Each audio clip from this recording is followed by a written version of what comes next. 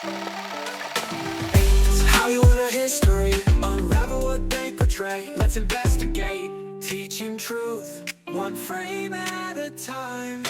Welcome to the Hollywood or History Podcast, a podcast to help social studies teachers and teacher educators use film effectively in their classroom. I'm your host, Dr. Scott Roberts, and in each episode, we talk with a volume editor and lesson plan developer to determine the accuracy of their favorite films. Hollywood or history, unravel what they portray. Let's investigate, teaching truth, one frame at a time. Hello, everyone. Welcome to the Hollywood or History Podcast. This is our Latinx History Volume episode. This is the 11th volume chronologically in the Hollywood History series. I'm here with several guests, and we will do introductions now. I'm here with Charles, Tim, Jesus, and Jessica. So, Charles, can you go ahead and just start us off with an introduction, please? Yeah, absolutely. How's it going, everybody? Thanks for the invite, Scott.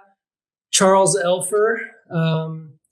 I'm coming to you from Atlanta, Georgia. Like a lot of the folks in the group, I did my graduate work at Georgia, met up with Scott many moons ago, and we've been working on the Hollywood or History project for, I guess, the better part of a decade. I work for a small college called Clayton State University, and I have one foot in the content world and one foot in the ed world. So I teach anthropology courses, history courses, but then I'm also responsible for our teacher ed programs, methods, strategies, supervision, pretty much whatever they tell me to do. But happy to be here and looking forward to hearing what everybody has to say. Great. Thanks, Charles, for joining us. Again, yeah, Charles and I have known each other for a long time, written a lot together, and he is obviously a valuable member of the Hollywood or History team, and we will talk more about some of the upcoming projects that we have as well. So thanks, Charles, for being here. Next, we have a couple of folks that if you watched a prior episode, you may remember they did an amazing job talking about Apocalypto, and now they're going to be here in the role of volume editor. So first of all, we have Tim. What's up, everybody? Tim Monreal. I currently am a professor at the University at Buffalo. I now have been probably part of these projects for close to 10 years now as well. I think I might have even been in one of the first editions of Hollywood or History.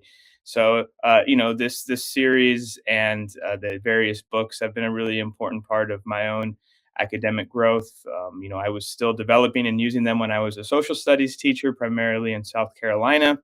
But now I'm a professor where I do a bunch of stuff. I kind of sit at the intersection of Latinx studies, social studies education, and what we call foundations of education, which is like sociology and philosophy.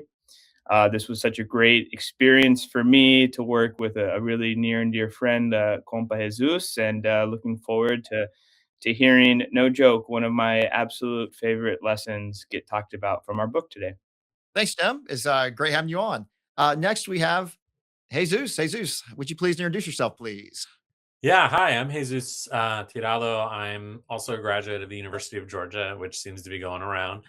And I'm currently at Auburn University, where I teach social studies methods, supervise interns, do all that sort of stuff.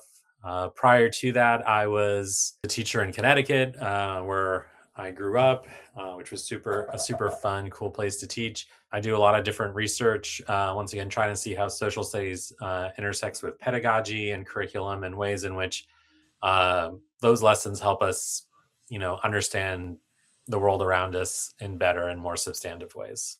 So I'm glad to be here. Great. Thank you so much for being here. And last but certainly not least, we have the star of today's episode, Jessica. Jessica, would you mind introducing yourself, please?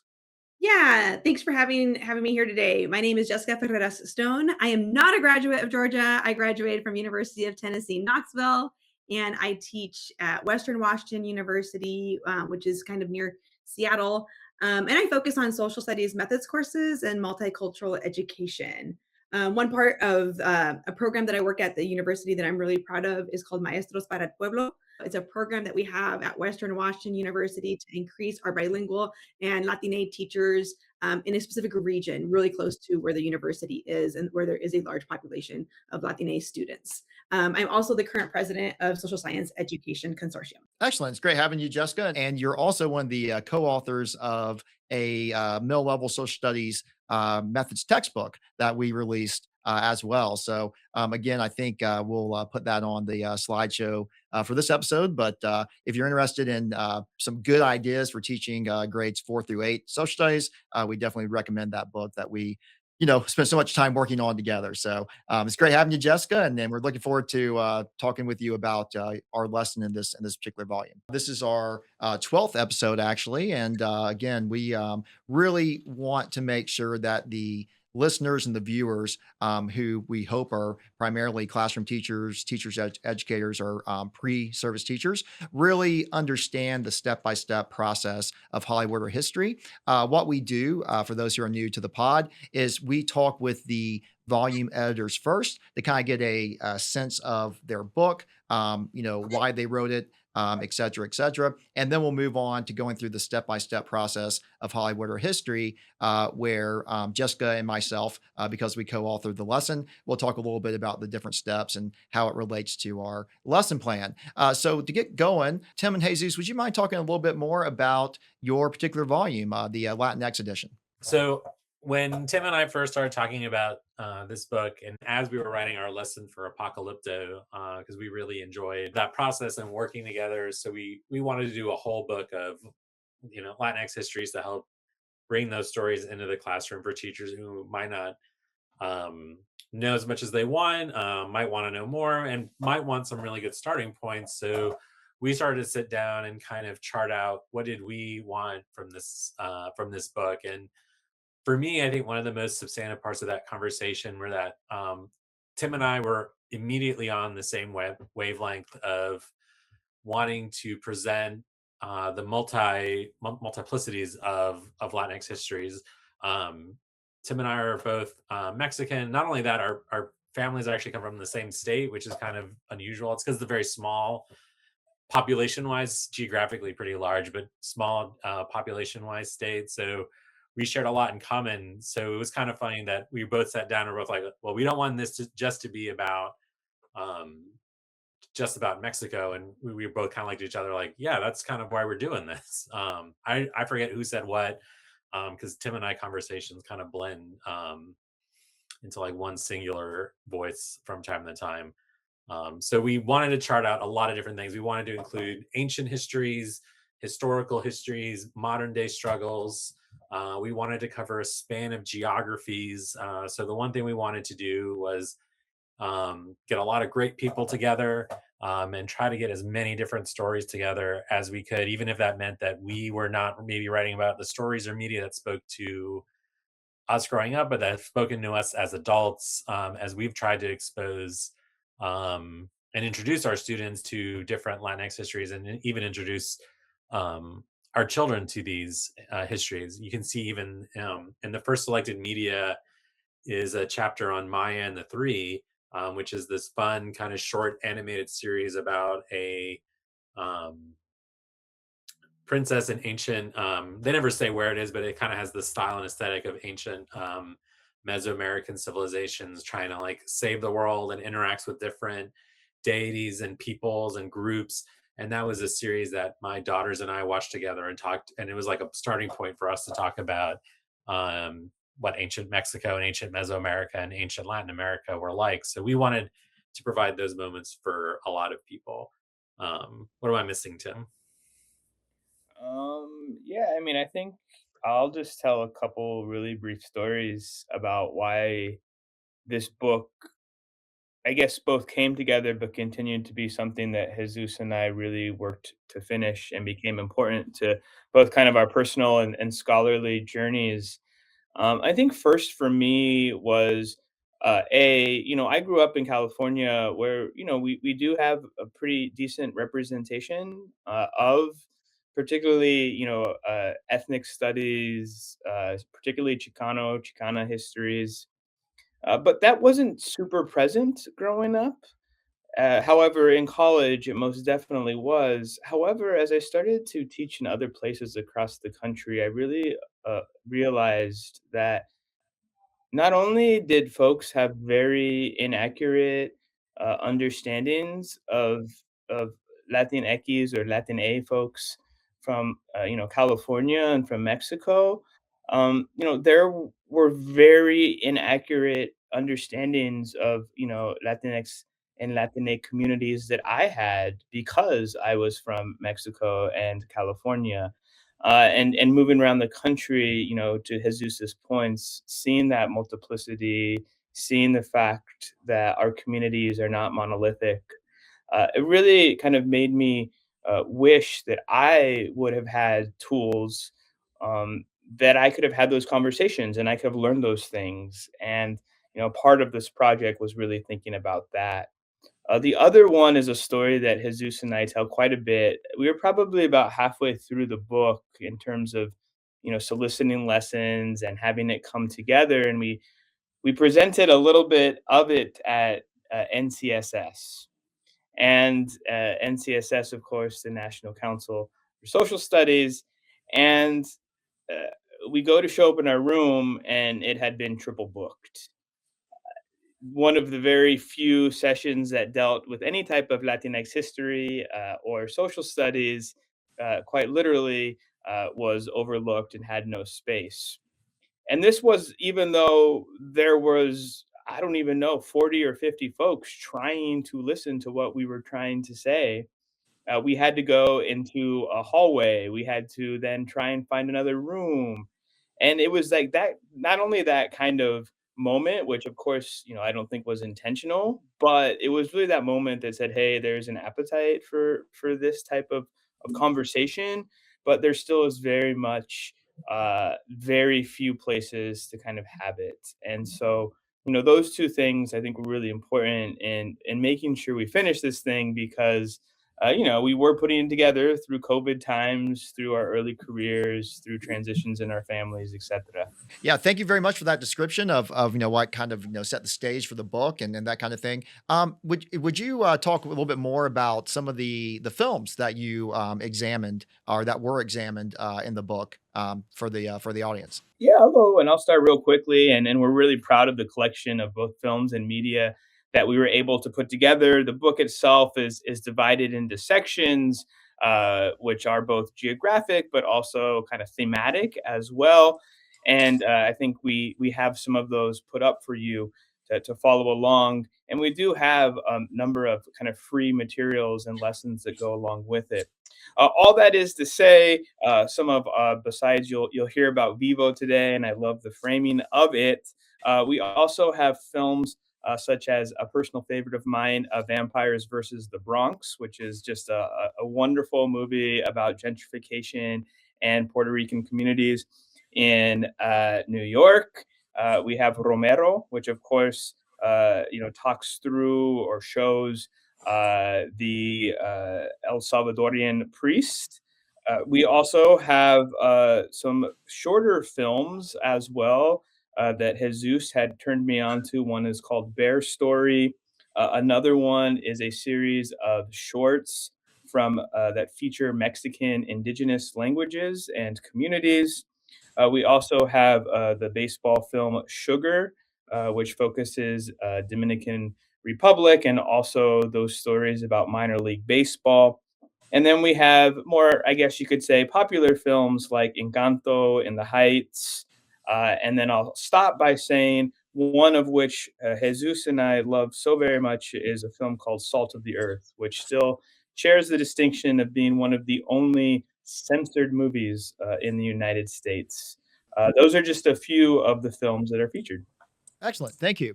And yeah, and so we always ask when it comes to the pod, why did the volume editors select the topic that they did? And you did provide in the PowerPoint that you all have access to in the show notes. When I asked, why Latin X communities, histories, and stories, you provided a quote from a few researchers that we will see in the slideshow. But can you go over that quote that you put into the to the PowerPoint? Yeah, one of the major drivers, besides their own kind of personal stories and connections, is the fact supported by a number of research, including a recent report in conjunction with Unidos USA and John Hopkins. It just really showed the paucity of Latinx and Latine representation across major history textbooks in the United States. This, of course, is is a finding that has been echoed pretty consistently from researchers in social studies education, that there is a really quite a scarcity of not only representation but quality materials for Latina histories.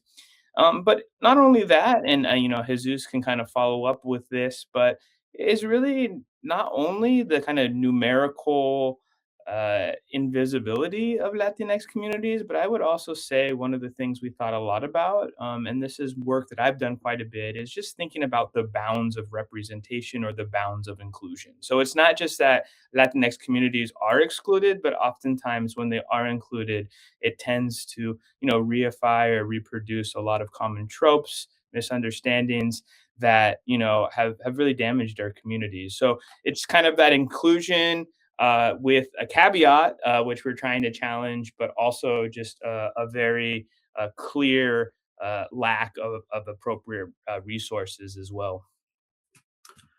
Yeah, I think that's been important to us throughout this. I'll tell you a story from like I remember when I was in fifth grade and we were doing ancient civilizations at the time, and um, we were talking about the Aztecs and the Mayans, and um, I forget exactly what I said, but it was obviously a very simplified version of Aztec history, and um, I think I said something at the dinner table. I don't remember what I said, but I remember the giant book that my father brought out of Aztec history, pictures from codexes, pictures of temples, accounts, portraits of people. And we spent like the next hour talking about not just, one or two things like, oh, they built some pyramids, they built Mexico City, they sacrificed humans. We talked about like ways in which they represented the world. And the ways in which they saw the world and how that how that matters, how that exists. And I think that's something that um as we I we never explicitly said this, because once again I think Tim and I were of the same mind. Like, it's not just having representation that matters, it's like the quality of the representation and the human factor, and what goes in to all of that. I actually do have that book somewhere around here. If I get a moment to dip out, I can show you this tomb and then try to imagine fifth grade Jesus like reading this with his dad, which was, as I said, a very strong memory for me, core memory, as they say in the Inside Out. Uh, Did fifth grade Jesus have a beard already as well, or it was just he did. He also had the tattoos. Like, I have two Aztec tattoos on. So clearly, this has stuck with me. Thank you so much for that. Again, I don't think there was a need for an explanation about why, but again, just with the way the pod goes, we want to be have our segments, and then certainly we want to get a better understanding from all of the editors, why they selected the topics that they did. So thank you for that. And like you said, Tim, y'all did an amazing job building a website.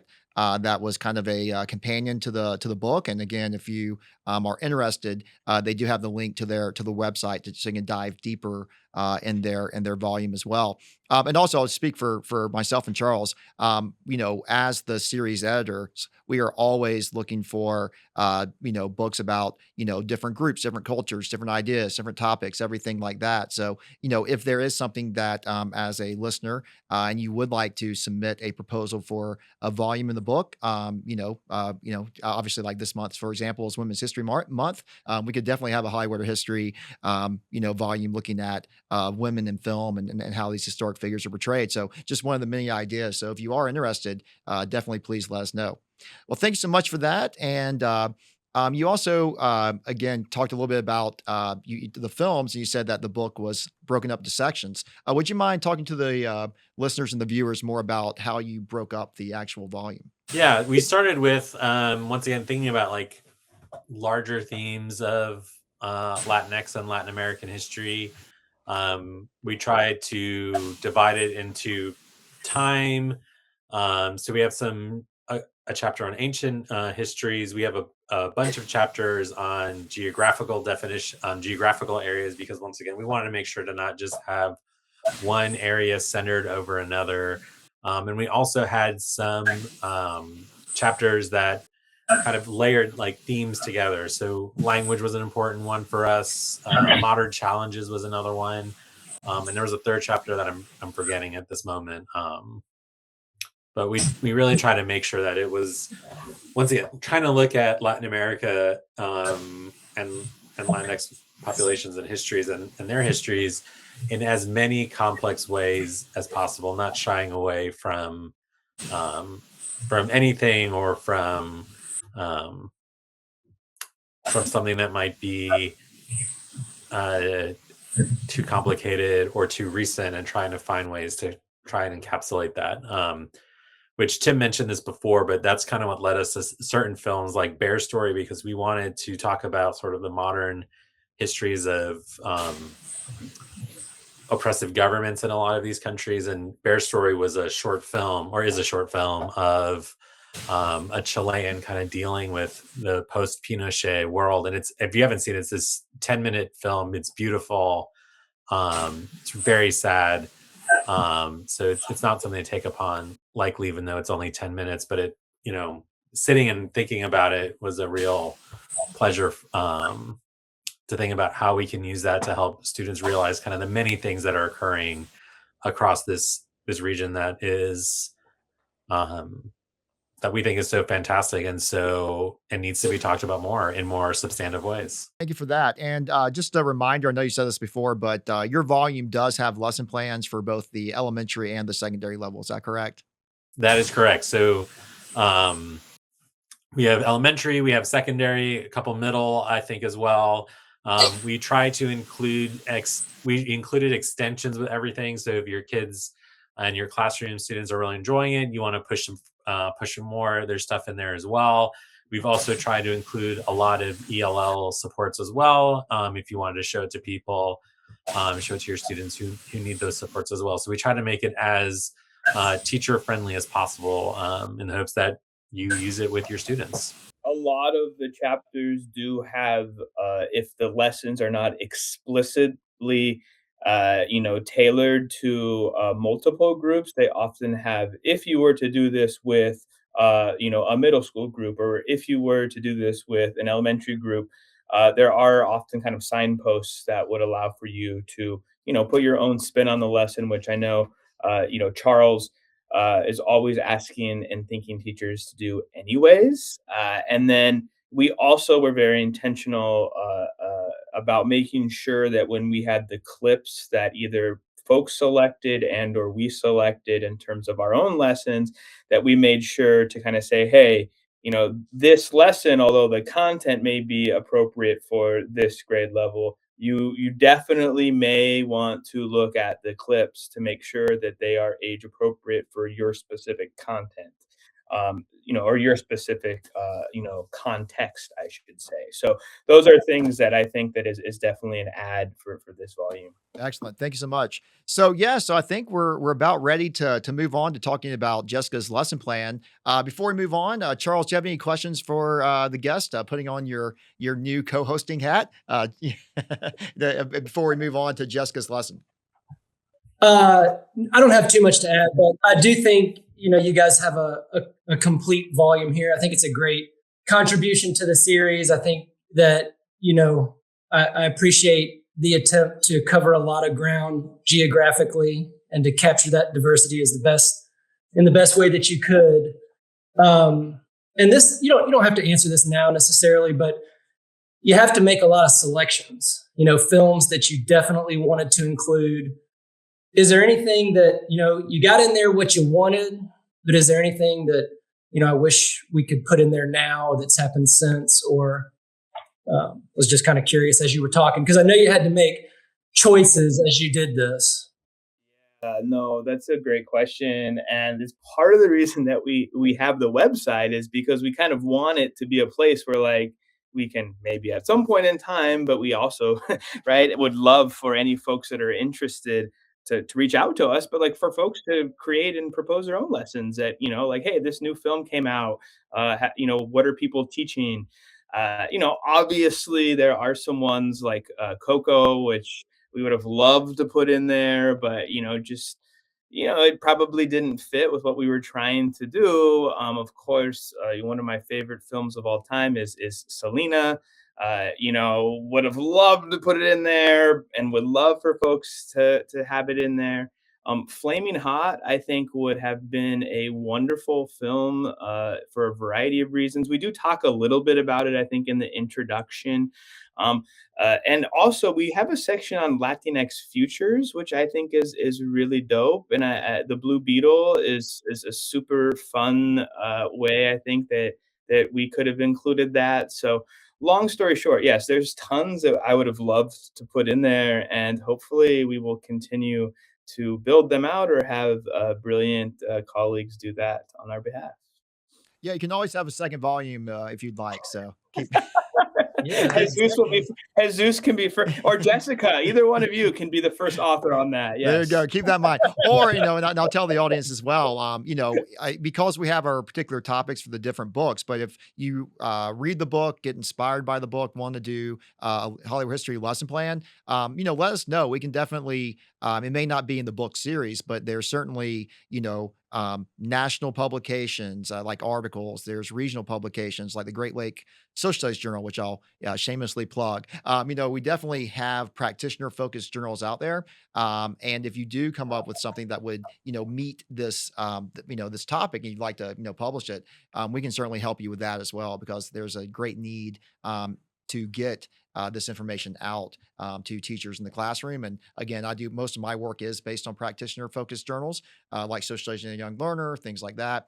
So definitely something to kind of keep in mind. If you come up with a great idea, don't necessarily want to make a second volume, but you want to get the lesson plan out there, we can definitely support you in that as well. And I will say just real quickly before maybe Jesus answers, or even Jessica, as she's looked at the book, we haven't introduced her yet, but I heard this once from, when I was first starting, is like, you know what, like as you progress in your career as academics, right, time becomes even more shrinking, shrinking, shrinking. And you know what, like sometimes a doc student, a grad student, a classroom teacher, like one of the things I love about our book is that there are a ton of lessons in there that we co-authored with pre-service and current teachers. All that is to say, like, reach out to one of us, and like maybe you have the capacity to take the lead on editing a series. And then given the fact that Jesus and I have done this a lot, and obviously, right, this series has tons of best practices. That could be a way too for somebody that's really passionate about these things to provide their input in this as well. Yeah, definitely. And again, we certainly love having lesson plans from university professors, from classroom teachers, and a lot of Charles, myself, Star Nance, who also has written a lot for the series. Pre-service teachers. They're in the classrooms, they're doing their pre-student teaching or their student teaching, but they still have a lot to contribute to a book like this, especially with this practitioner focused idea. In fact, I'm actually for an upcoming book that Charles and I are doing. We have a few gaps from our original proposals, and I'm going to do a crash course in writing Hollywood history lesson plans to some of my undergrads to see if they're interested in, and coming up with something. And again, if they go through the peer review process and it gets accepted, then that's great. Again, we're looking for ideas from everyone, not just folks in higher ed. So thank you for saying that as well, Tim. All right. Well, unless y'all have anything else to say about the actual volume, I think it's time to move on to Jessica's lesson. So anything else you want to add before we switch gears? We're just excited to talk about one of our favorite lessons. I think when it first came across our emails, we were both like texting each other furiously, going like, "This is amazing. We love this." Also because we have young kids, I think I'd either just watched it or went to watch it right after I read the plan, and we were just so excited to get it. So we're so happy that we're going to be able to talk about it for a bit. Excellent. All right. Well, without further ado, Jessica, you and I co-wrote this lesson, but I will give credit where credit's due. I am a second author in this lesson for a reason. I did a lot of APA stuff. I did a lot of maybe finding, helping me find some standards. I can't remember, Jessica, was this your first lesson in the Hollywood history series, or had you written something before? I had written another one. Okay. On the Great American Tale, the mouse movie. Yeah. Is that what it's called? I can't remember the title. An of American it. Tale, yeah, with Fievel and Yeah. Yep.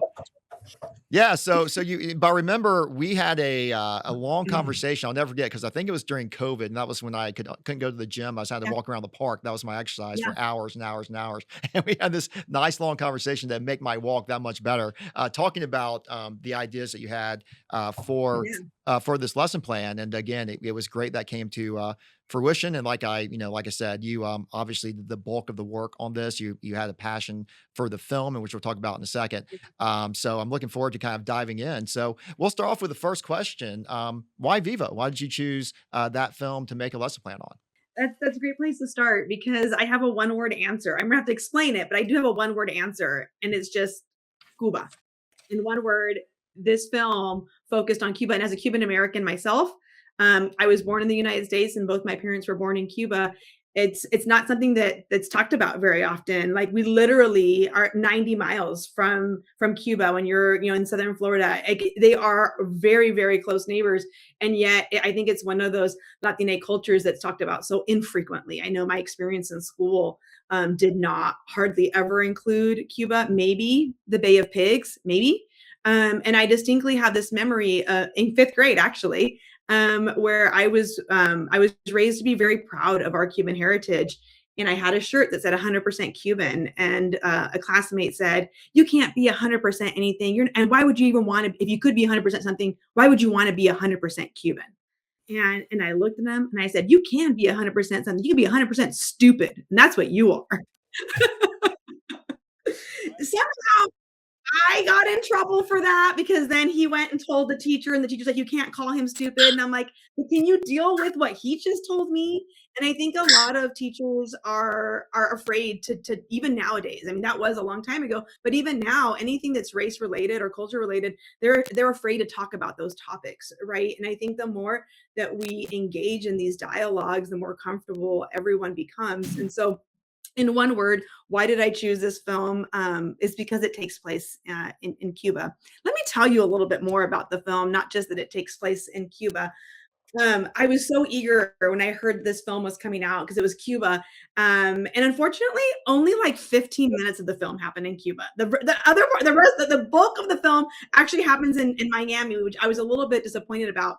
But it's this film about a Cuban singer who has a really successful career in the United States, and she's about to retire, and she's going to have her farewell concert, and she writes a letter to the musician that she sang with for so long in Cuba before she came to the United States. She writes Andres this letter saying, "Please come for my farewell, my retirement concert," and she includes a plane ticket for him to come to the United States to have this time together. And she apologizes for this time of separation because it's been so long, and you can imply that she's never returned. And so it was a really important film because that separation is something that the Cuban community knows really well.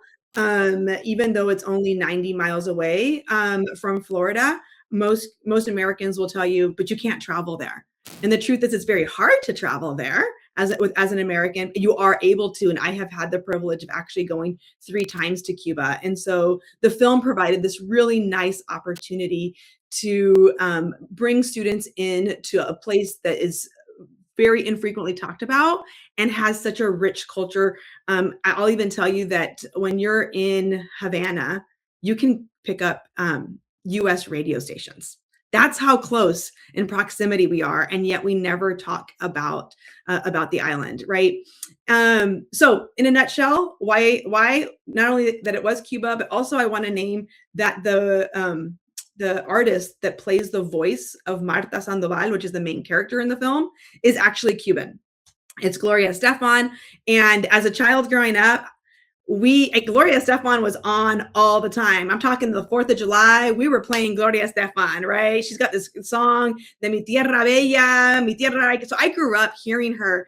And so knowing that she would be the main voice was really important to me. And then Lin-Manuel Miranda actually wrote a lot of the songs as well. And while he's not Cuban, he's Puerto Rican. He did a really nice job of just encompassing that island feel, the right music, the right beats, the right instruments. And so it was a really good opportunity to have these dialogues in classrooms. Yeah, great. Thank you. And do you happen to know for our listeners and viewers, is it still, I'm seeing the sign there, is it still on Netflix? Has it changed streaming services? Do you know how you can access it? It is still available on Netflix. I went back and rewatched the parts from Cuba just yesterday, and it is still available on Netflix. Okay, so to date, it's definitely on Netflix, and obviously, I'm sure they have clips as well on YouTube by now. So I definitely want to let the listeners and the viewers know that. Well, great. Well, now we'll kind of go into the step-by-step process. Again, for those who are familiar with the pod, we do talk about the Hollywood History series step by step by step, and we start off talking about selection. So we talk about the state standards that we selected, the national standards that we selected, as well as the actual film clips.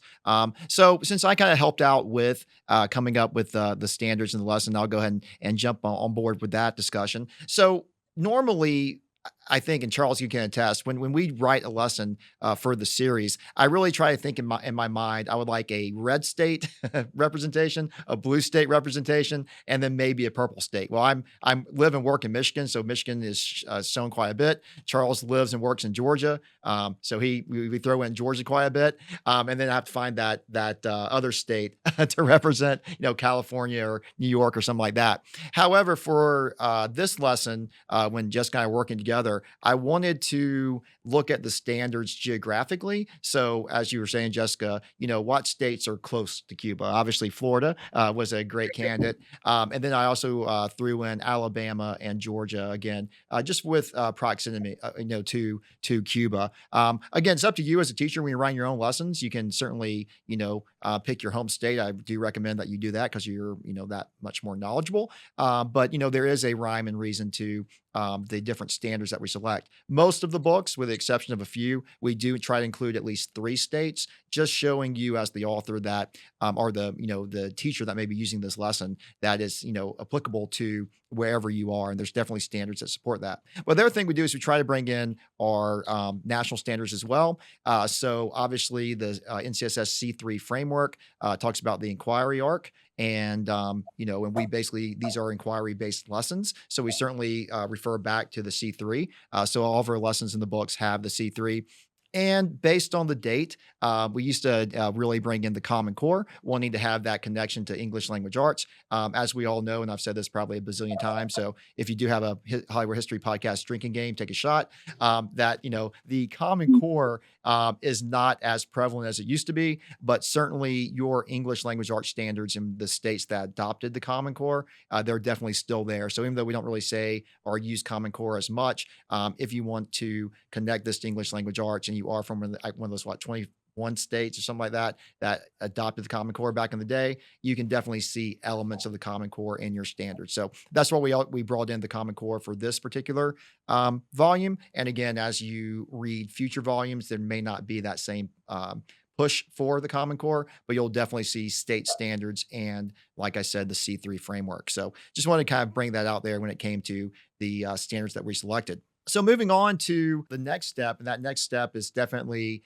writing interesting questions. So when you do an inquiry-based lesson, and you're using the C3 framework, you have compelling questions and supporting questions. And obviously, the compelling question for Hollywood History is the actual name of the series, Hollywood History. How accurate do we think this film is? Is it all history, meaning everything about it is accurate? Is it all Hollywood, meaning everything about the film is inaccurate? Or is it somewhere in between? But you certainly need supporting questions when you do this type of analysis and you do this type of inquiry-based lesson. So, Jessica, would you mind talking more about some of the primary or the supporting questions that you developed when it came to writing this particular lesson? Yeah, first I want to actually thank you for working on the standards. I do remember that phone call that we had. It was COVID, life was busy, and I was like, I really want to write this, and I can't get caught up on those details. I had so many ideas of what I wanted to do, so I really appreciated you jumping on board and really supporting in that manner. Um, in regards to the primary question, one thing that I really wanted to focus on with this film, aside from the accuracy of it, was this separation that I alluded to earlier, that the Cuban community has known for such a long time, right? And so the question reads, how has the complex relationship between the United States and Cuba influenced the lives of people in both countries? And I think it was really important to phrase it as both countries and not just as Americans, or how has it negatively impacted the Cubans who may not be able to travel here readily? Like, it's impacted both sides, right? And I can say that on a personal level, that my family left Cuba in the early 1970s, and they still long for parts of that, right? And I personally have gone back to Cuba and I've met people, but do you know what it's like to drive up to a street and the taxi driver to say, "Is that your relatives waiting outside for you?" And say, "I don't know. I'm the first person in my family to come back to Cuba." So we have really known this separation. If you talk to most Cubans, it's something that's really tangible and palpable. And so it was really important to understand how this complicated relationship between the two countries. And so the film, and I don't want to get too far ahead of myself, provides some really opportune moments to understand that. Yes, from people, but also from more tangible things such as cars. We can really investigate the vintage cars and what led to having so many vintage cars. All of our lessons, we do have these questions. Again, we want this to be inquiry focused. We want your students to be able to have a good framework about why we're showing this film, why we're studying, et cetera, et cetera. And again, these are excellent questions that support the inquiry with the Hollywood history for Vivo. Okay, so again, the next step, step 3, is selecting your sources. And again, you did a really nice job of selecting particular primary and secondary sources that went along with the film. Would you mind speaking a little bit more about those sources that you selected? It was really important to me that when I went to look for sources, that they be authentic. There's such few moments that we really center Cuba that I really wanted Cuban voices to come to the forefront here. And so that was really the lens that I went into when I did this. When I looked at primary sources, again, giving a voice to those Cuban people, I looked for and found interviews with Cuban people. And so first off, there was an interview with Gloria Estefan. She is Cuban. She was born in Cuba. She immigrated as a young child to the United States, had a very successful career. She's the one that I said I would listen to her on the 4th of July, right? So there's an interview of her on the COVID red carpet. So it looks a little different than your typical red carpet because of the time period that this was happening, asking her about her experience with this film. And so I thought it was really important to hear her and why she chose to do this film. Ironically, she alludes to Celia Cruz, who's actually who this film reminded me of. She is another very famous Cuban singer. And so it provided a really good opportunity to bring in an interview with Celia Cruz as well. And so again, those primary sources just being really intentional and giving voice to the Cuban people. Taking that lens of authenticity to our secondary sources, that was still important to me. Of course, it's coming through a second lens, right? As a secondary source, but I wanted them to be as accurate as possible. And so when we looked at some secondary sources, some of the resources that I leaned into was children's literature. I love children's literature, and we found a book about Celia Cruz that was really authentic, written by a Latina author. Which was really important to me. We brought in a second children's literature book that's called All the Way to Havana, written by Margarita Engel. She does a fabulous job. She's written several books, and she is Cuban herself. And the illustrations in this book are just so, having been to Cuba myself, the illustrations are just so authentic, and she just really captures the Cuban spirit. And so it was really important to me that also be authentic. And then we brought in some timelines and some images as well. And again, for those who are watching or listening to the podcast, in the show notes, you'll get a PowerPoint. Jessica did an amazing job of putting a lot of links to these interviews, showing you these resources as well. So again, when you check this out, you'll definitely be able to access all of the primary and secondary sources that Jessica provided in the lesson plan. Okay, so yeah, so now we're going to move on to what you selected as far as the movie clips. Obviously, you will be using the primary and secondary sources to analyze the different clips. So Jessica, can you talk a little bit more about the clips you selected and some of the connections they have to those primary and secondary sources that you selected? Yeah, absolutely. So the film like I said, only has about 15 minutes that really happen in Cuba, but it starts in Cuba. As the film opens up, there's this vibrant plaza, there's colors, there's energy, there's community, there's outdoor spaces, and it's named as Havana. And so we definitely started with that clip to get that energy and that sense of place. Ironically, the two clips that I chose actually are right after each other. I think it is important to chunk them in the way that I did. But in that first clip, some things that really stand out is just the setting of Havana and the feel of Havana. A couple of things that stand out to me that I wanted our listeners to know about was the energy, the buildings. Cuba is known for having a lot of historical buildings, a lot of color, a lot of vibrance. The music feels really authentic. The clothing, there is some traditional clothing that we call a bata cubana. There's guayaberas. So there's this traditional clothing as well as like more modern everyday clothing happening in that space as well. And then of course the classic cars, you can see them in that first clip where Andres is an elderly gentleman still playing music in the plaza as a way to sustain himself. And then he goes to over by the waterfront in that first clip, and he gets a letter. And the letter is from Marta Sandoval.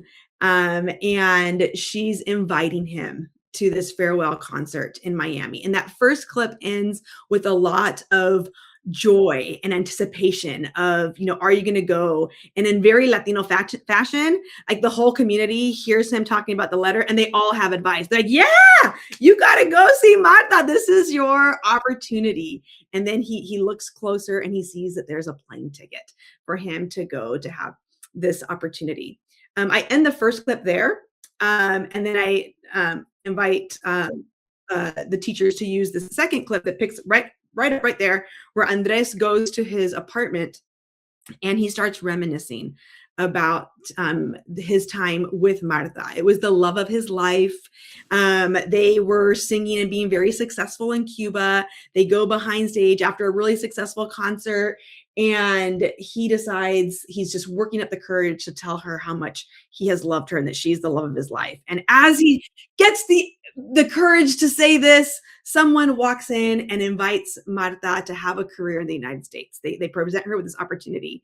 And he's conflicted because he knows that she loves music, but he also knows that he loves her and he doesn't want to put her in the space where she has to choose between the two. So we're starting to see that theme of separation. And he decides to keep his emotions to himself, and she takes the opportunity and she goes to the United States. And then you can see clips of them reminiscing and a song that he actually wrote for her after she left. And you can see him singing the song. The song, importantly, has a lot of translanguaging. And although there is translanguaging throughout the film, the song really encompasses it in a way that shows the importance of language. The clip ends with him just really hopeful and excited about the opportunity to share this song with her that he wrote about her that he was never able to do because he chose to let her go, and their relationship ended as a result of that.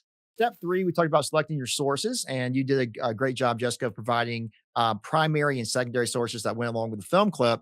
But as you were saying off camera, that you had a kind of a system to really kind of pair up the different sources and the clips and the questions and that kind of thing. So you can kind of guide the readers through your process when it came to this. It was really important to me that there was 3 main topics that I wanted to address, and I wanted each of those to have a primary and secondary source. And let me give you an example of what I meant by when I did that. So for the first topic was really understanding this separation that Cubans have known and the experience of a musician. And so we really looked at the life of Celia Cruz. And so we have this interview of Celia Cruz where she is returning to Cuba for the first time. It's a 2-minute clip, and she has the opportunity to share both her joy and her frustration of not being able to go anywhere but Guantanamo Bay. And then we paired that with a children's literature written about Celia Cruz. And there's a specific spot in the book that says, but once she left Cuba, politics dictated that she could never return. And I just thought that was such an important piece for that children's literature, not just to be about Celia Cruz, but to be about this separation that she went to the United States and she was never able to return. And the film doesn't tell us that Marta never returned, but it heavily implies that because it's her farewell concert, and she's inviting Andres to come to the United States. And they haven't seen each other for so long, so she must not have returned, and he must not have gone. And so this interview paired with this book, focusing on the fact that Celia never went back, other than the concert that we have that film clip from the interview, helps students understand the complexity of the relationship from the same viewpoint of a singer, a Cuban singer, that really provides a lot of context to the story of the film with Marta Sandoval. A second example of how I paired this was really through, okay, so if Marta couldn't go back and forth, what's going on? Why could Marta not come back? Why did Andres not go with her?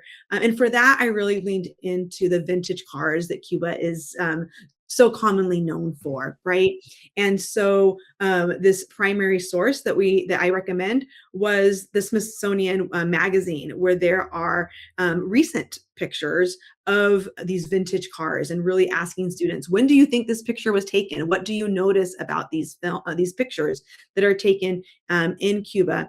And pairing that with the children's literature from Margarita Engel called All the Way to Havana, where this Cuban author writes a children's book that is all centered on a Cuban car.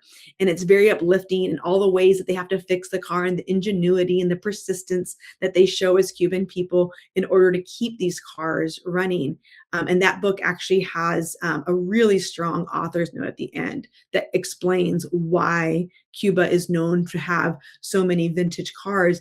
But ironically, when you look at this, the primary source and the secondary source, it is both blue 1950s Chevy cars. And so the parallel between the two is uncanny, right? And students will naturally have questions of how they can keep those cars running for so long, and why, which begs the question of the embargo. And that's the third example that we go through with our resources, where we have the secondary source of a timeline that not only investigates the embargo, but it also investigates the President Obama time period, where the relationship was looking for some mending and looking towards some new ways of collaborating with each other. And then it looks at the Trump administration and how all of that was undone during that time period. And so that pairing of that timeline with an interview with Gloria Estefan, who says that she agreed. And for context, Gloria Estefan plays the voice of Marta Sandoval and is a Cuban singer and had a successful career in the United States. She says that she agreed to be on the film for two reasons. She says that it was important to her that the film be authentic, and it was important to her that it would convey the story of love and loss and separation that the Cuban people have known for so many decades. And so, again, for me, it was really important. There was these three themes, right? I wanted that love, that vibrance of the Cuban life. I wanted the cars. I wanted them to understand the separation through the cars, but also the separation through people. And we could do that with Gloria Estefan's interview and that timeline. And so kind of to culminate all of the ideas with these rich resources, is it was really important to have authentic voices throughout.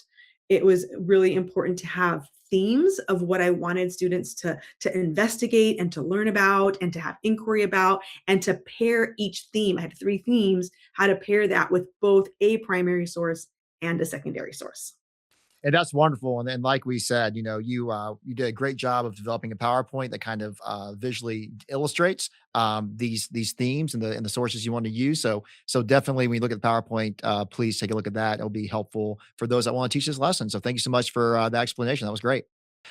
Jessica did an amazing job of providing a table that shows you the clip with the timestamps. So when you use that Netflix clip, you can have them, and as well as the primary, secondary sources and the questions that went along with the lesson plan. So again, you definitely get to see how this lesson works when you take a look at the the additional PowerPoint. So what we want to kind of do now is kind of move into step 4, which is developing a graphic organizer. There is, as I've said many times during the different episodes, that we have a standard graphic organizer that is used in every volume in the series. It's basically an organizer that has 4 boxes to help your students, basically write down their analysis for the film clip that they're watching, the primary source, secondary source. And then at the very bottom, we have an area where kids are able to actually talk about how accurate they think the film clips are using the Hollywood history continuum, which we'll get to in a few minutes.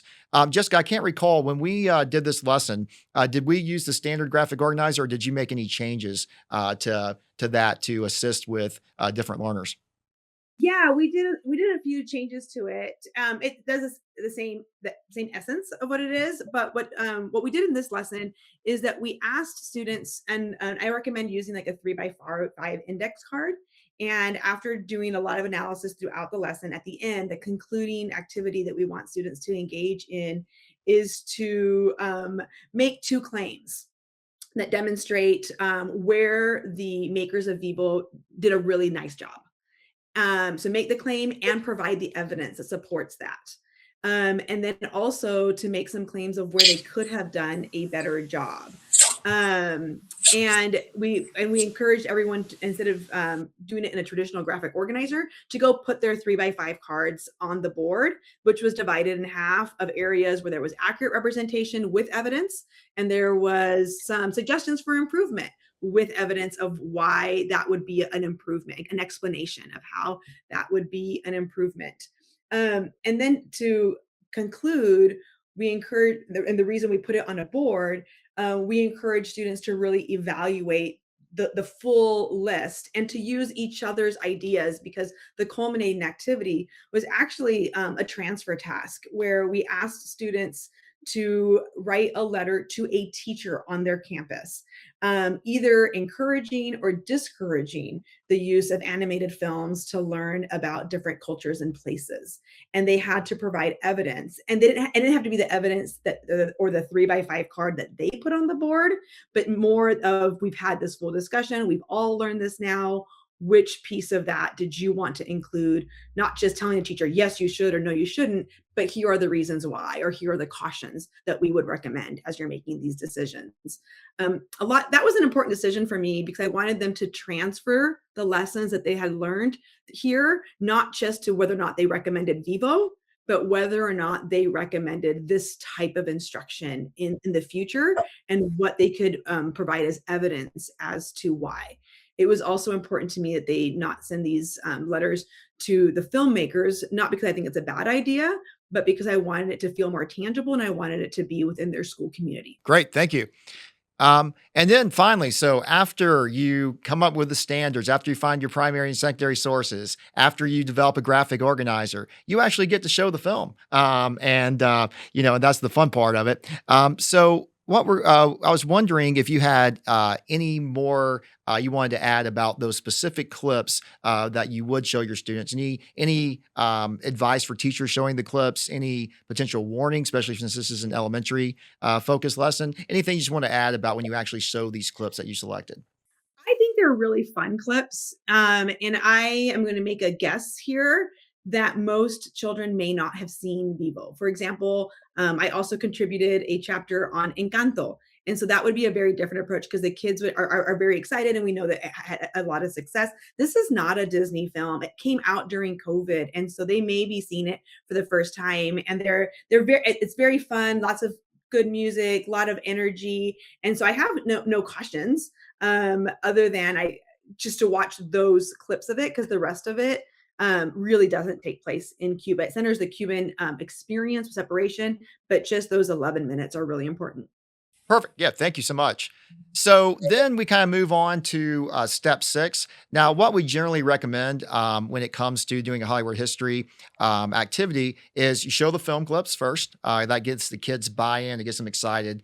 Back in the old days when we remember movies, with the projector coming in on the 4-wheeled cart that was a little shaky as you hear it down the hallway. You're like, ooh, good. I get to do nothing. I get to watch a movie today. Obviously, Hollywood history, we're making sure that doesn't happen through So some pretty serious analysis using different sources. But we do say show the film first, let the kids see that, and then you move on to your secondary source. So real quickly, Charles, can you kind of explain to the audience about what a secondary source actually is, and why do we suggest that when we do an inquiry-based activity like this one, we use both primary and secondary sources? Well, I wish you had asked me that question before we started this, but I mean, when I work with history students or teachers who are, becoming history teachers, but also spend a fair amount of time in history classes, we just talk about primary sources being those sources that come from the era, from the period of time where whatever moment it is happened. And secondary sources are conversations that historians have about those moments that have already transpired. Yeah, definitely. And again, as you go through learning about the C3 framework, if you're not familiar, inquiry is all about using both primary and secondary sources. I ask my students, I'm like, hey, so which one's better, a primary source or a secondary source? Do y'all ask your students that when you talk about these? And what do they normally say? Just wondering. What do they say when you say which one's better? You get a range of things, but I think typically they give more veracity to the primary source usually. And Scott and I have been, we've been doing this forever. And I think we're in accord on obviously the strategy and what we're trying to accomplish with it. But for my 2 cents, I really don't care where students come out with their assessments when they do one of these exercises. It doesn't matter to me really where they wind up. And as you were talking about your lesson, Jessica, I kind of heard that as well. It's more about the process and can you justify why you're saying what you're saying? So your question about what is a primary source, which one's more valuable, they're interesting questions, but it's really about the process of explaining what your rationale is for why you believe what you currently believe.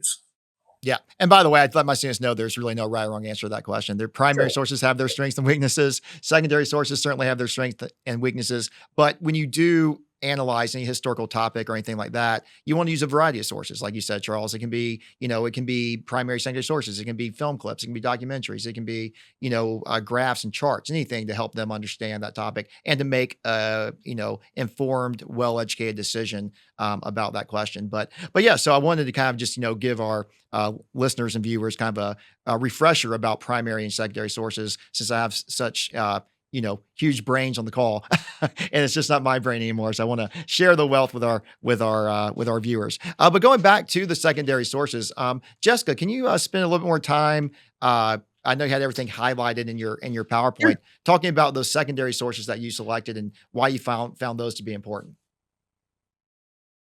You want secondary only?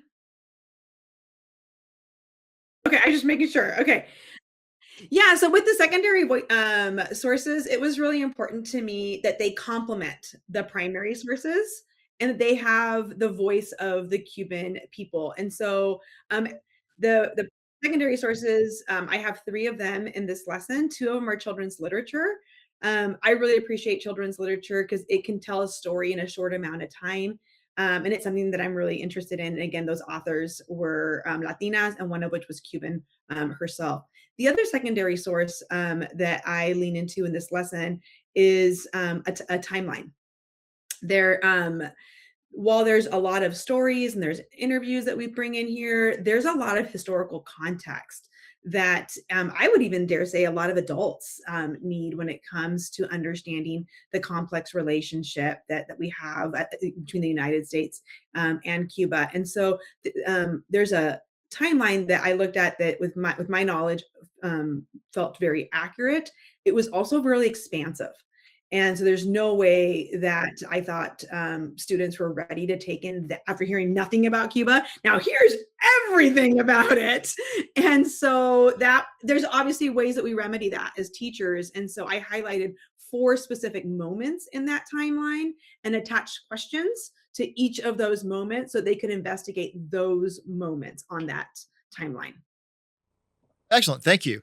And then, yeah, the next step is step 7. So after we have our kids watch the film clip, after they get a chance to read or review or watch the secondary source or sources, and come up with their analysis, the who, what, when, where, why, how, normally, or however you want to go about it, then we actually let them take a look at the primary sources. And again, primary sources from the time period. I always, when I especially do historic figures, I say, oh, great, now we can let the like John Smith, for example, speak for himself, as opposed to seeing what Disney said or what, or reading it in a secondary source. So we do give kids a chance to actually use primary sources. Again, I've said this before. Sam Weinberg says that if you are going to use a primary source that may be a little bit difficult for your students to read for whatever reason, you can certainly change the wording of that primary source for readability, but you always want to have that primary source, the original, connected or with what you kind of give out if you make any changes or adaptations. So again, primary sources are definitely important. They are from the time period. So Jessica, can you talk a little bit more about the primary sources that you selected when it came to this evaluation of the film clips? Yeah, with primary sources, again, looking at through the lens of authenticity, it was important that we give a voice to the Cuban people. And so, two of the primary sources are interviews with Cuban women, one of which plays the voice of Marta Sandoval, Gloria Estefan, and then a voice to Celia Cruz, she herself was born in Cuba.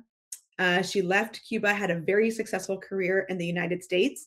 In fact, one piece that we don't name in the lesson, but it's true. It's a little behind the scenes, a little more information. There's actually a quarter, like a U.S. quarter, that has the image of Celia Cruz on it, right? So that helps students understand just how successful of a career she had in the United States. And so it's really important that the students see that the story in the movie really does mirror a real person. Although the film would never say that it was about her, there's a lot of attributes that are very similar to Celia's career. And so this clip in particular is really important. The vast majority of this clip, it's like a 2-minute interview. I recommend watching the full 2 minutes, even though most of it is in Spanish. It has some really, really moving moments in it that I think are important for students. So for example, the clip opens with Celia coming off of the plane and literally kissing the ground because it's the first time she's ever returned to Cuba. What's also not included in the lesson plan is the truth that when both of her parents were terminally ill, Celia Cruz asked for permission to travel to Cuba to see her parents and to say goodbye. And that permission was not granted to her. And so this clip of her is actually her singing in Guantanamo Bay because that's technically US soil. And so they invite her to do a concert at Guantanamo, and it's her first time ever returning to Cuba.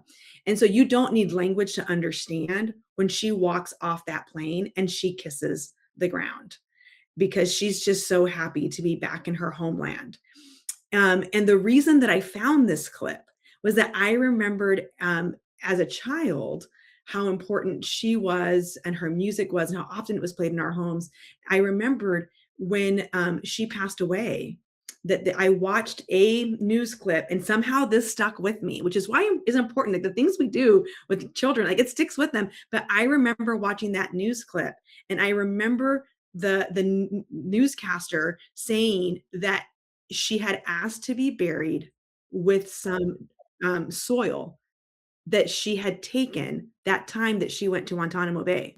It was so important to her that she was finally back on the island.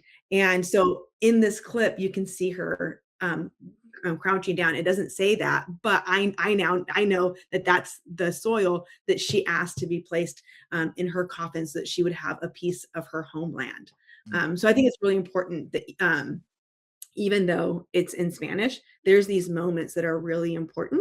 And I would dare say that a lot of teachers have Spanish speakers in their classroom, and this is a moment to lean into them as the experts and say, what can you tell us about this? Not to summarize all of it, but what do you notice? What stands out to you about this clip? Great. Thanks for those ideas. That's awesome. Thank you. Yeah.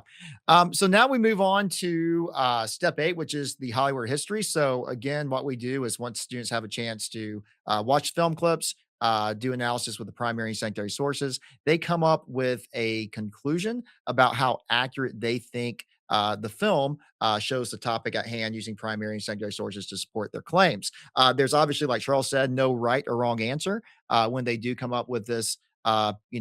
Number on a continuum, if you will. But as long as they're using evidence to support their ideas, that's what we're aiming for. Now, Jessica, what I'm going to do in a moment is I'm going to ask you where you think the film falls in the continuum of Hollywood or history, Hollywood being 100% inaccurate, history being 100% accurate or somewhere in between. But I just want to say to the listeners and the viewers, again, the student should be making this decision, not you as the teacher. However, we may have some people, believe it or not, who are not teachers who listen to this podcast, really want to know how accurate these films are. So, as the expert, Jessica, I'm going to have to come back to you in a moment to let us know what you think. But we're going to save that for a minute. So we'll come back to this. We don't want to bury the lead.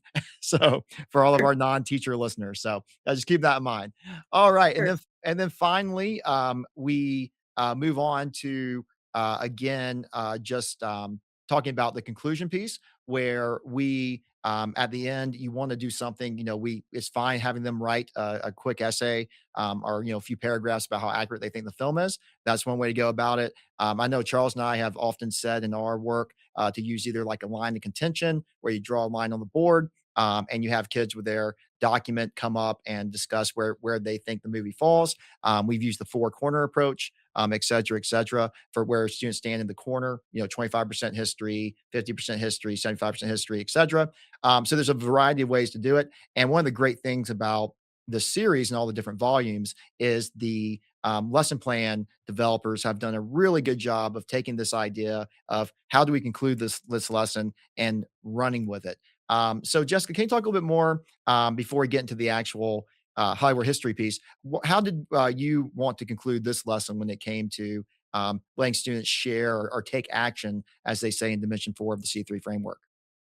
Yeah, I wanted students to look at this film and I wanted them to not make a decision about whether, yes, this is a good film or no, this is a bad film.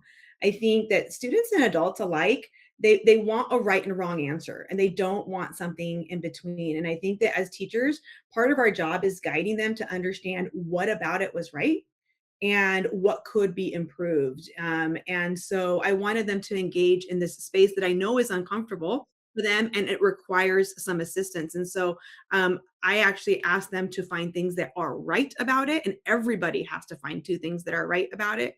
And everybody has to find two ways to make something better. And I think it's an important skill for kids to understand about even themselves. What did I do right? And how can I do even better tomorrow? And it's not one or the other, it's both, right? And so every student is required to say something that was very accurate and some ways to improve upon it. And then that action piece was an opportunity for them to do something with that information beyond what I often call is the person with the red pen. I don't want them just to write something for just their teacher. Instead, we did expand that to more teachers in the building to find out what's been going on in their classroom. And so we asked the students to write a letter, not just about Vivo, not just recommending, yes, I recommend Vivo. No, I don't recommend Vivo. But what cautions would you give teachers when they're using animated films to learn about cultures? What recommendations, what do they have to do? Where do teachers have to do their homework? How can they set it up? And why do teachers have to be cautious about it? And what benefits could they get when using films to learn about other places? And so students had to synthesize their thinking about Vivo and then transfer it to a broader category of just films in general. Excellent. Thank you. All right. So moving on, before we get to your opinion about the accuracy, you did as Jesus and Tim discussed.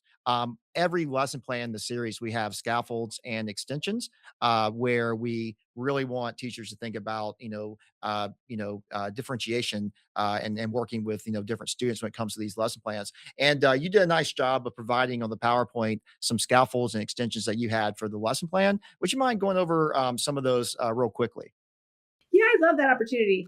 When it comes to scaffolds, I think that it's so important that we think about just language that we're using in school and how we're teaching students to understand various languages. And one thing I'm actually going to recommend is to think back to that interview that happens predominantly in Spanish. What supports would you want your English dominant speakers to have when watching a film in Spanish? And whatever your answer is, those are the same supports you have to give for your English instruction on a daily basis whenever you have English language learners in your classroom, which I would argue is a lot of our classrooms. But just that flipping of the coin to help us remember, I think it becomes like an everyday task that we do, and we sometimes forget the importance of it. And I think that 2-minute Spanish clip highlights the importance of it, of just providing the questions in writing ahead of time, giving context to something before you show it, right? Providing a script wherever possible, providing some sentence starters, all those things that we know are really important. Thank you so much for the scaffolding piece. And now we're going to talk a little bit more about the extensions that you provide. Yeah, the extensions were really easy on this one because Vivo actually did a podcast about how they made Vivo. And so if you have the opportunity to extend this lesson, I would really recommend the opportunity to listen to these podcasts. If students are not familiar with only listening and not having a visual, there is transcripts available as well that you could provide them. And in particular, I would recommend episode 5 of the podcast series of Vivo. It talks a lot about the music and the insights on the song that Andres wrote for Marta. Which happens in one of the clips that we talked about. So a lot of background knowledge that they can gain through this podcast that was made by the makers of Vivo. All right. So here is the big moment. So Jessica, as the expert on Vivo and thinking about that continuum, 100% history, everything about the film clips are accurate. 100% Hollywood, everything about the film clips are inaccurate or somewhere in between. Where do you think the movie actually falls? It is definitely somewhere in between. I think that they did a really nice job capturing the energy, the vibrance, the community, the joyfulness that is the Cuban people. And yet, the moment I watched the film, when I saw the letter that Andres receives, and he has a plane ticket, and he is hopeful, and he's planning on, yes, I'm going to go back to the United States, and I'm going to sing with her. In that moment, I just thought, yeah, something's off here. This is not telling the story about how easy it is to travel between these two countries. For context, I grew up my whole childhood never having the opportunity to go to Cuba. Never seen images of where my family grew up, right? Like it is not easy to travel to Cuba. So that piece, as I watched it, was really hard for me. That said, I think they did a lot of things really well. So I would definitely show the film, and I would do the lessons that I prepared with it to help students understand just how complex it is, so they would know, referencing the interview with Gloria Estefan, when she agreed to do the voice of Marta Sandoval, she said she wanted it to be authentic, and she wanted people to know the love, loss, and separation that the Cuban people have known for so many generations.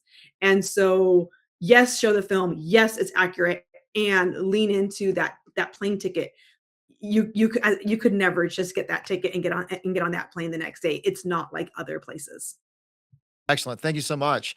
So, so we're at the time now where we're going to let you all plug anything you may want to let the audience know about, any type of articles you've written, presentations coming up, et cetera, et cetera. So we'll continue with Jessica. Jessica, is there anything you would like to plug before we conclude? Yeah, as you noticed, 2 of my secondary sources were children's literature, and I talked about my love for children's literature. So I want to plug in a website that I've been working on called Good Books, Better Questions. Goodbooksbetterquestions.com, that really encourages teachers to use children's literature to talk about historically marginalized communities within a social studies context. So there's more than 200 books available on this site. I've reviewed all of those books, provided summaries of the books, tied them to NCSS standards, tied them to Washington state standards, because that's where I'm at. and to social justice standards. And then importantly, I've created questions about each book so that we're not relying on information recall, but really leaning in and teaching kids how to be social scientists. So what questions can we ask about that book to help students think about social studies? There's a search engine on there, and so you can type in any keyword and it'll pop up. They're also categorized by standards. And the books that I recommend in this lesson are obviously on that site. And so you could gain access to that on goodbooksbetterquestions.com. Excellent. And you have the link to that in the PowerPoint, so you'll be able to access that, listeners and viewers, as well. Thank you, Jessica. Tim and Jesus, do you have any things that you would like to plug concerning this volume or anything else going on in your academic careers? I'll say a few quick things. First of all, Jesus and I have had the opportunity to give a few book talks about the text, the edited volume, and the Vivo kind of, we don't use the whole lesson because we don't have the time, but we show like the trailer, and it is amazing that moment when and these are adults, right? This isn't elementary, where they say all the great things about Vivo, the things that you said, Jessica, right? Like beautiful, the music, like all of these things. And then like we kind of like replay that moment, and it is amazing how many shared stories there are, and you can almost see like people's eyes. We gave a talk to a predominantly immigrant community actually in South Georgia, and it was just like instant. Like, no, like we couldn't even just go back home to where, you know what I mean? And it was like a really powerful way of just showing how films can really be, teaching devices, and also spark really difficult conversations, even when they are beautiful. Just shout out. There also is another lesson about Cuba in the book that Jesus, was the driver for, taking Operation Peter Pan and the remake One Day at a Time. The only other thing I'll say is that we did just finish up with some colegas. This is a little more academic, but a special issue called Towards Unruly Diálogos, or Towards Unruly Dialogues, about Latinidad and Latinidades in race, ethnicity, and education. So check that out. Excellent. Thank you. Jesus, you have anything you want to add? No, Tim stole mine because I was gonna shout out that chapter about One Day at a Time, but also just check out our website about the book, and please reach out to us if you've got any suggestion or ideas. We obviously love to talk about this, and we'd love to hear from anyone who wants to keep working on it with us. Well, thank you. And again, you do have access to the link to their website here on the PowerPoint as well. All right, Charles. Other than running triathlons and doing well there, and also working on our upcoming American history documentary volume, do you have anything you want to plug that's going on as far as academics or anything else? That was actually what I was going to plug, a call for proposals. So the first couple of volumes that we did for the series were U.S. and world history, and everybody here is familiar with them. But if you're not, it's that traditional division, prehistory to Reconstruction, and Reconstruction to 20th century, late 20th century. So now we're doing that with documentaries, and I hope that we'll have 2 U.S. and 2 world, but that's going to be a multi-year project. But, wide open for proposals. Scott's got that underway right now. Scott, flash your email so they know how to get in touch with you. But if I could circle back a little bit, I know we're talking about projects, and you did mention your website. I really like the website connection to your volume. And I wish we had that for every volume, because once these are produced, they are kind of a little bit frozen in time. I don't want to say that too strongly, but without putting you on the spot, how are you measuring traffic on the website, and what sorts of activity are you seeing? How much is it being used? If that's even information that you really have. We have no idea.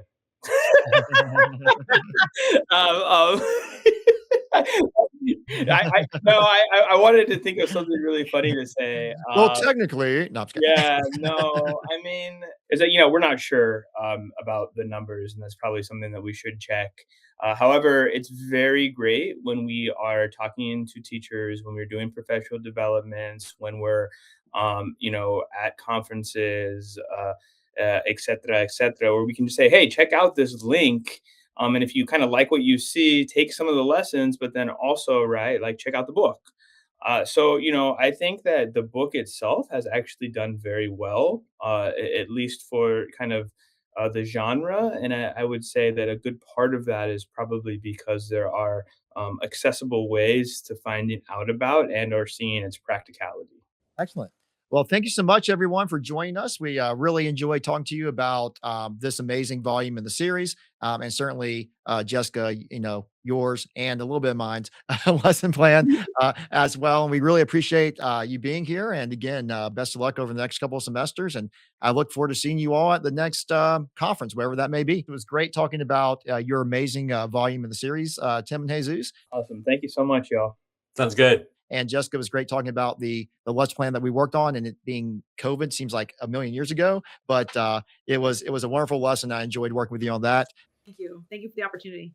Thanks very much. Great volume. I really enjoyed it. Y'all have a great couple of semesters, and we'll see you at the next conference, wherever that may be. Hollywood History volumes are now published by Emerald Publishing out of the UK. All volumes can be purchased on Emerald's website or anywhere books are sold. If the innovative ideas discussed in the podcast have led you or a family member to consider earning an undergraduate or graduate degree in education from Central Michigan University, we encourage you to review the links in the show notes or contact host Dr. Scott Roberts at rober4s@cmich.edu. We offer undergraduate degrees in general and special education at the elementary level, secondary disciplines including social studies, and graduate degrees in curriculum and instruction, instructional technology, literacy, health and PE, and special education. We also have accelerated teacher certification programs for those with undergraduate degrees in something other than education who want to become excellent teachers in the state of Michigan.